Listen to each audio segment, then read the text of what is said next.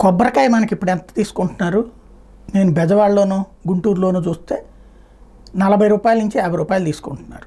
శనివారం శుక్రవారం అట్లయితేనే 50 రూపాయలు అంటున్నారు, మిగతా రోజుల్లో 40 రూపాయల వరకు. మొన్న వినాయక చవితి అప్పుడు ఆ రేంజ్లోనే వసూలు చేశారు. అదే సందర్భంలో ఈ పండగలప్పుడు ఒక్కోసారి భారీగా పెంచేసేటటువంటి సిచ్యువేషన్ ఉంది. అయితే నిజంగా రైతుకి ఎంత అందుతుందంటే ఇప్పటిదాకా 1000 కాయలు 9000 ఉందట, ఇప్పుడు 18,000 అట. కోనసీమ మార్కెట్లో ఒక్క నెలలో రెట్టింపు అయినాయి రేట్లు. అంటే ఇదివరకు 1000 కాయలు 9000 అంటే ఎంత? కాయ 9 రూపాయలు పడింది. అదే ఇప్పుడు 18,000 అంటే 18 రూపాయలు పడింది. అంటే మన కొబ్బరికాయల రేట్లు మళ్ళీ పెరుగుతాయి. కానీ అసలు లాజిక్ ఏంటంటే 9 రూపాయలు ఉన్నప్పుడే మన దగ్గర 40 రూపాయలు 50 రూపాయలు వసూలు చేశారు. ఇప్పుడు 18 రూపాయలు అంటే 50 అంటారు 60 అంటారో తెలియదు. ఎందుకు ఇంత తేడా వస్తుంది అంటే మధ్య దళారీ వ్యవస్థ.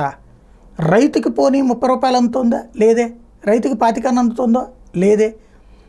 18 రూపాయలట, అది కూడా ఇప్పుడు బిగినైంది.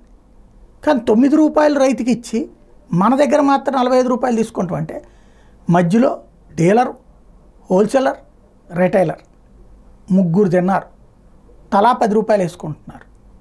అదే ప్రభుత్వాలు కనుక శుభ్రంగా ఇప్పుడు ఆ జగన్ వ్యాన్లను తీసేసి ఇట్లాంటి వాటి ఒక చోట నుంచి ఇంకో చోటకి తీసుకెళ్ళి అమ్ముకునే ఏర్పాటు చేస్తే ఎంత మార్పు జరుగుద్ది?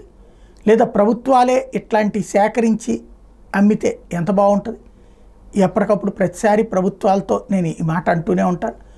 విని ఆచరణలో పెట్టే చిత్తశుద్ధి ఎవరికీ కనిపించటంలా.